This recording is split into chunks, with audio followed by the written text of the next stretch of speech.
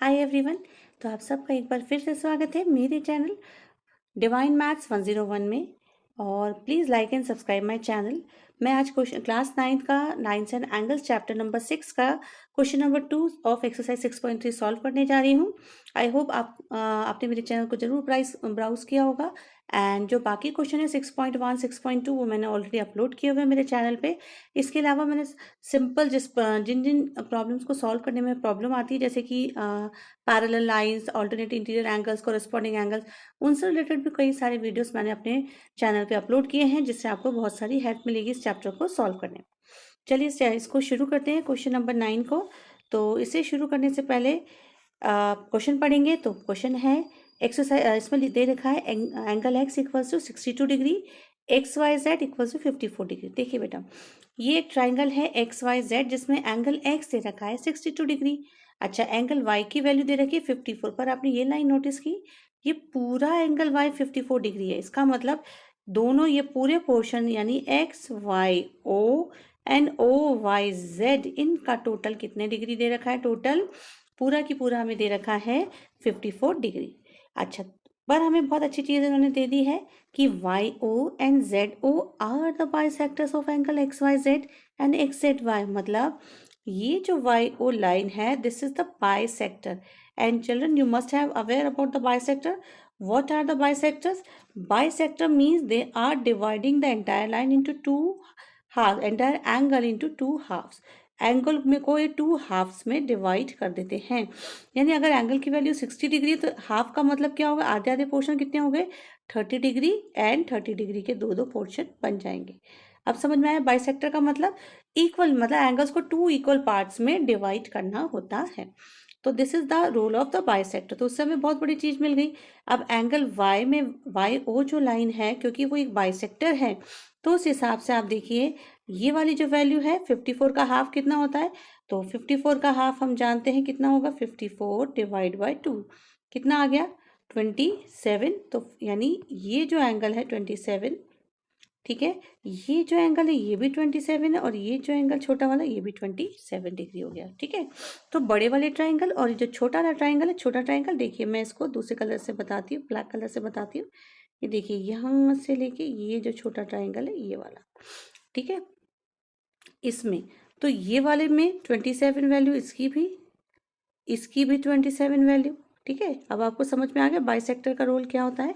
आधे आधे पार्ट्स में उसको डिवाइड किया हुआ है। चलिए, अच्छा, दूसरा वाला एंगल, प्रॉब्लम ये है कि हमें ये वाला एंगल नहीं पता, मतलब ये देखिए जेड वाला एंगल हमें नहीं पता। तो अभी कोई दिक्कत नहीं। ट्राइंगल में अगर दो एंगल दे रखे हैं पूरे के पूरे, तो हम थर्ड एंगल निकाल सकते हैं। तो सबसे पहले हम 180 में से 62 और 54 को माइनस करेंगे। तो यही लॉजिक मैं यहाँ स्टार्ट करने जा रही हूँ। और चिल्ड्रन, जैसे मैं हमेशा कहती हूँ कि हमेशा हमें स्टेप्स लिखने चाहिए, जैसे गिवन लिखा हुआ मैंने, you must write all such step. उससे पता है क्या होता है, जितने मार्क्स आपको, थोड़े बहुत मार्क्स उसमें मिल जाते हैं, तो आपको बहुत ईजी हो जाता है। और मीन्स ईजी का मतलब है कि अगर क्वेश्चन नहीं भी आ रहा है तो आपको वहां तक के कुछ कुछ मार्क्स मिल जाएंगे। तो मैंने गिवन में लिख दिया एक्स और वाई की वैल्यू जो मुझे दे रखी है, साथ ही Y O and Z O are the bisectors, ये हमें लिखना है। ताकि उससे क्या रिलेशन निकला ये अब आपको लिखना पड़ेगा। मैंने कहा था कि बाइसेक्टर है, तो मैंने लिखा X Y O plus O Y Z, ये दोनों एंगल इक्वल है ना। मैंने यहाँ पे यही लिखा कि X Y O equals to O Y Z, ये चीज यहाँ है।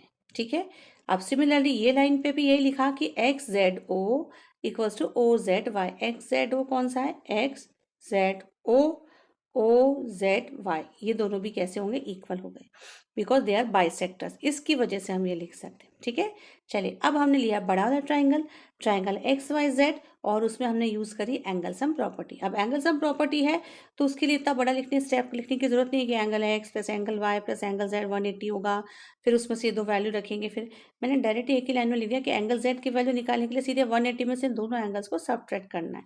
अब आपको पता ही वो एंगल कौन से, एक तो ये पूरा बड़ा एंगल और दूसरा 54 को सबट्रैक्ट किया, इन दोनों को ऐड किया तो आया 116। और मेरा आंसर कितना आ गया? z की वैल्यू कितनी आ चुकी है? 64। अब क्योंकि z की वैल्यू 64 आ चुकी है, तो मैं क्या कर रही हूँ, ये z की वैल्यू जो 64 आ चुकी है, इसका भी हाफ कितना होगा? अगर 2 से आप डिवाइड करोगे तो z की वैल्यू कितनी आ जाएगी? 32, क्योंकि ये दोनों एंगल्स भी मैंने आपको बताया ना इक्वल है, ये वाला और ये वाला एंगल। तो ये भी 32 डिग्री आ चुका है और ये भी 32 डिग्री आ चुका है, है ना। तो बस अब हमें छोटे वाले ट्रायंगल की में काम करना है।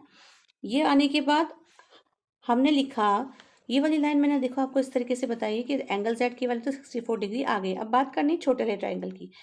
मैंने ऑलरेडी ये लाइन लिखी हुई है, इससे पता चल गया कि ये पूरे एंगल वाई का अगर मैं हाफ कर दूं तो हाफ ही पोर्शन ये और हाफ पोर्शन ये। तो इसलिए मैंने यहाँ पे लिखा कि एंगल वाई अपॉन 2 करूंगी तो मुझे ओ वाई जेड की भी वैल्यू मिलेगी और एक्स वाई ओ की भी वैल्यू मिलेगी। तो यही किया, वाई डिवाइड 2 किया तो 54 डिवाइड बाई 2 किया तो मेरे पास कितना आ चुका है 27 डिग्री।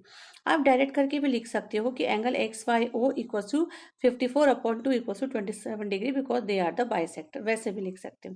ठीक है। सिमिलरली एक्स जेड ओ का भी मैंने हाफ किया, क्योंकि ये दोनों का भी हमें पता है जेड को हाफ करेंगे तो 64/2 करने पे 32 डिग्री आएगा।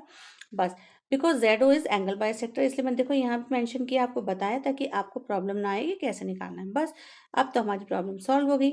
अब हमें सीधे यहाँ पे लेकर आना है। देखो यहाँ पे लिखा है angle sum property in triangle Y O Z. ये रहा वाई ओ जेड, मैंने ब्लैक कलर से बताया ना, ये देखो बेटा वाई ओ जेड, ये रहा वाई ओ जेड। तो अब 27 पता है, 32 पता है, ये दोनों। अब हमें सिर्फ इसकी वैल्यू निकालनी है, दिख रहा है डार्क कलर का, इसकी वैल्यू निकालनी है। बस 180 में से इन दोनों को हमें ऐड करना है और आंसर। तो 180 में से दोनों को ऐड करा, माइनस किया, ऐड करने के बाद 27 और 32 डिग्री को ऐड करेंगे तो आपके पास कितना आएगा 7 8 9 9 3 और 2 मिलके हो जाएंगे 5 4 5। और जब आप सब्ट्रैक्ट करेंगे तो you will get 121 degree if you will subtract from 180 degree. ठीक है, तो ये आपका फाइनल आंसर आ चुका है। तो इसमें सिर्फ हमने कौन सी मेन प्रॉपर्टी यूज करी है, this is the main property angle sum property. और एक लॉजिक यूज किया है वो है बाइसेक्टर का। तो आई होप आपको क्वेश्चन समझ में आया होगा। पहले बड़े ट्रायंगल को यूज किया हमने, बड़े ट्रायंगल की हेल्प से हमने पहले थर्ड एंगल निकाला, फिर इन दोनों एंगल का हाफ किया तो उससे अंदर वाले एंगल मिल गए। इनको भी 180 में से ऐड करके माइनस कर देंगे तो एंगल सम प्रॉपर्टी से हमारे एंगल वो की वैल्यू आ गई और यही हमें निकालना था। आई होप क्वेश्चन समझ में आया होगा। और अगर कोई दिक्कत है यू कैन कमेंट आस्क, तो मैं आपकी प्रॉब्लम सॉल्व कर दूंगी। Till then bye and please bell icon को जरूर प्रेस कीजिएगा ताकि आपको मेरे बाकी वीडियोस मिल जाए। Bye bye.